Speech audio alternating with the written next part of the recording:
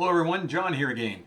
The following video is an interview that I had with a gentleman by the name of Sandy Munro of Monroe and Associates. He's the CEO there, and he also has a very successful, popular YouTube channel called Monroe Live.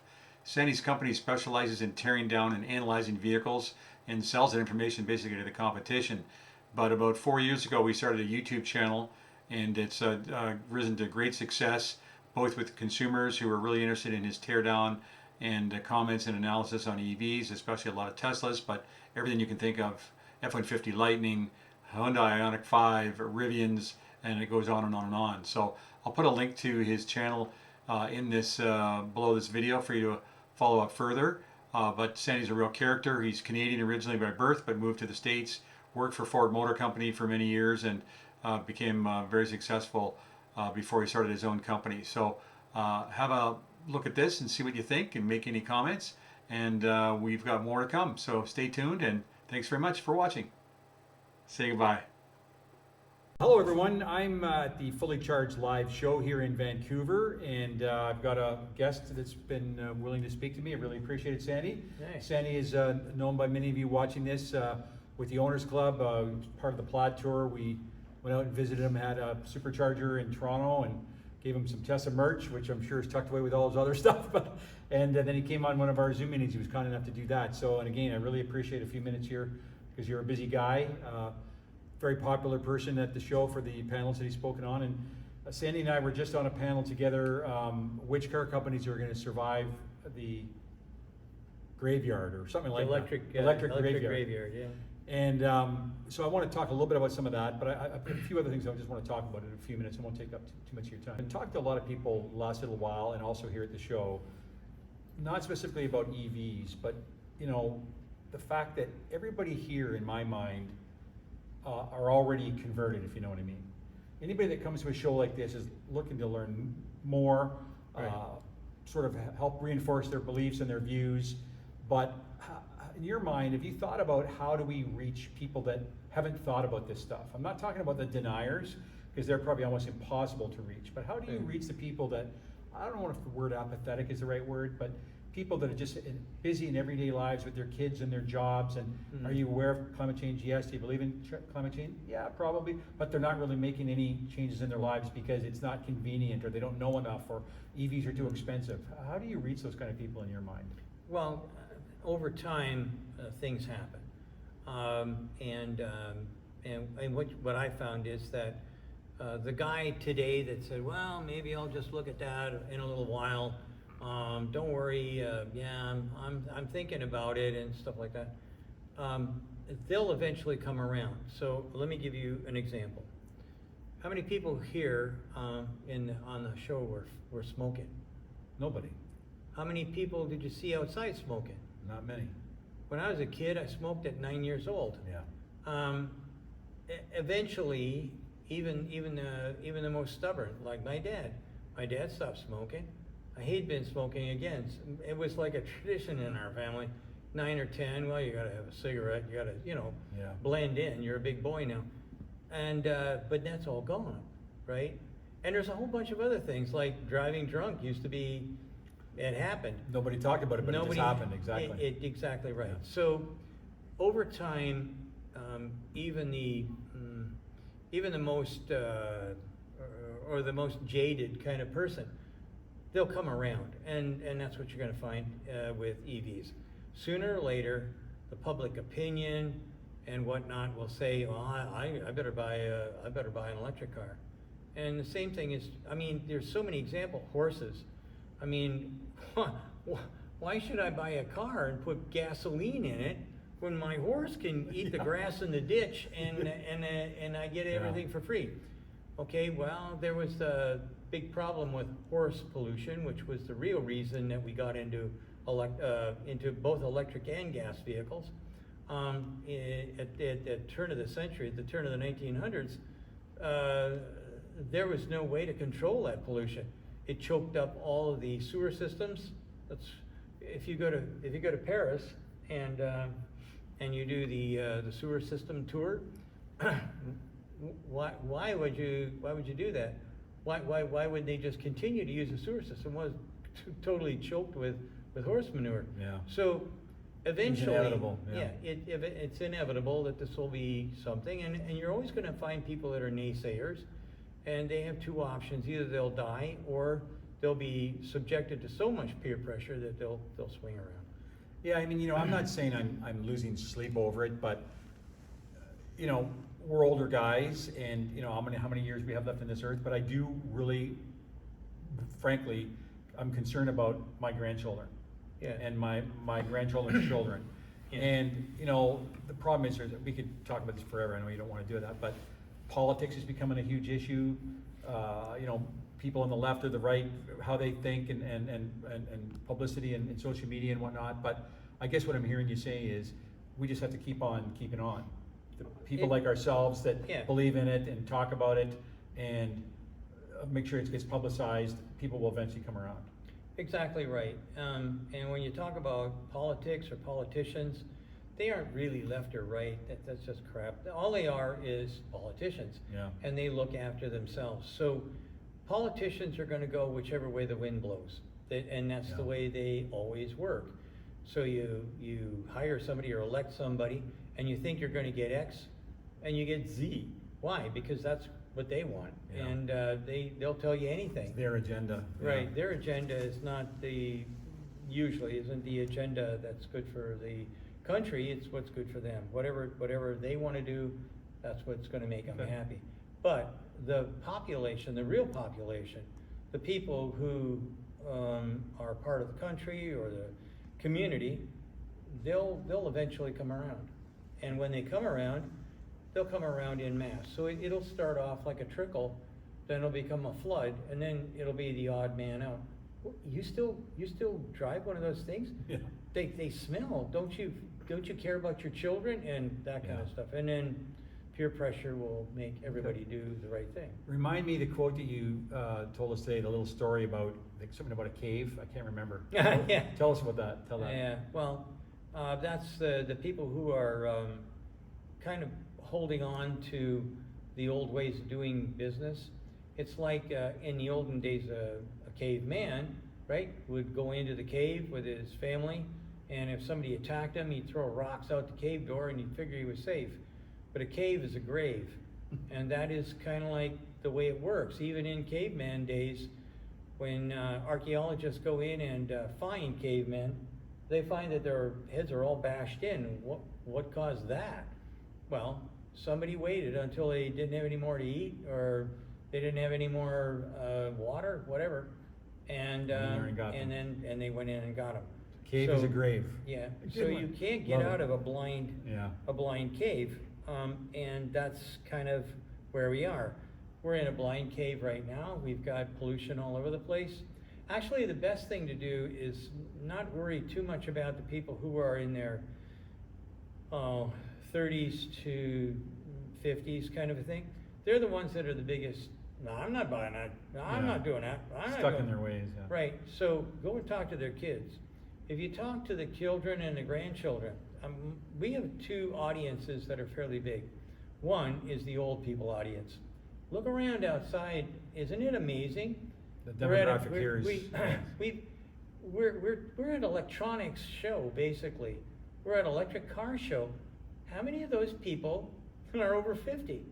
Holy I'm going to say over half. I'd say More even more than that. yeah. More than that. You've got young guys, and the young guys are there with they're the young new engineers with their young new ideas. And then you got the really old people like myself. And then you've got this other group. Go and talk to a 7-year-old to maybe 12 or 13, right? So still basically in grade school, maybe into high school. Talk to them about what their interests are and whatnot. They don't like the smell of gasoline, number one. They don't want to pollute the planet, number two. They're not really interested in doing what their dad did. In fact, you know what? I'm going to have to do something. I had an encounter with a very precocious 7-year-old, I think. He had a bigger vocabulary than I did. He was obviously, a little genius. And this kid came up and he said something along the lines, let me think, excuse me, do I have the pleasure of meeting Mr. Sandy Munro? And his little teeny hand went into my hand, and I went, yeah, because I wasn't expecting it. I was loading 2x4s into the Rivian. I couldn't believe that this kid was talking like this. Anyway, one of the things he said is, I'm so sad. And I said, why is that? And he said, well, my father, he's such a disappointment. He can't get over the fact that we still have to have a gasoline style, an ICE vehicle. And meanwhile, the mother is standing behind him, and she's got her hand over her mouth, and she's laughing her ass off, but she can't do that in front of the kid, right? Yeah. And this is kind of what's coming up. That little kid, you know what else he said? Oh, I like your videos. My colleagues and I watch them whenever we can during our breaks. Oh, jeez, your colleagues? There's a word I didn't use until I was 30. At the end of the day, this is the kind of thing that I'm finding more children. So a new couple moved in at the end of our street, and Sue had the Rivian, and I brought in the Tesla Model 3. We swung around, and they've got 3 little boys, and these 3 little boys went nuts, absolutely nuts. The oldest one maybe 11, something like that, 10 or 11. The youngest probably around 7. And when we swung in, and I was in the Model 3, and there's a big sign on it that says Monroe Live YouTube, these kids went nuts. They ran after our cars to find out where we lived. I mean, it was incredible. That's the group that's going to tell the group that isn't really interested. I hadn't thought about that. Exactly. They're going to go home and they're going to watch stuff, and they're going to tell their parents, and they're going to grow up with the right thoughts and the right influences. Yeah, that's a good point. Real quick, so let's just pivot a little bit. We talked about this, so-called electric graveyard, and we talked about which manufacturers are going to survive, and or car companies going to amalgamate, and you felt that wasn't going to be a good route. But talk a little bit about Volkswagen again. I hadn't really even thought about Volkswagen. I had said, frankly, that Mazda and Subaru and certainly Stellantis don't really have an effective EV policy and may not survive or in the way that we know it. But you talked about Volkswagen. Yeah. So first off, I'm pretty sure that most of the big companies will probably survive. And they'll survive because in the case of Volkswagen, Germany will step in and dump billions into them to try and make it happen. But will they be the biggest car company on the planet? I don't think so. I think that they're going to lose out completely in China. They've already lost 1 million units a year. That's cut them in half, and they've dropped below BYD and Toyota, BYD and Toyota now. So that part's going to disappear. They made a deal with the devil when they moved to China. So did General Motors, for that matter, in that they really are investors. They aren't owners of the products that are being manufactured.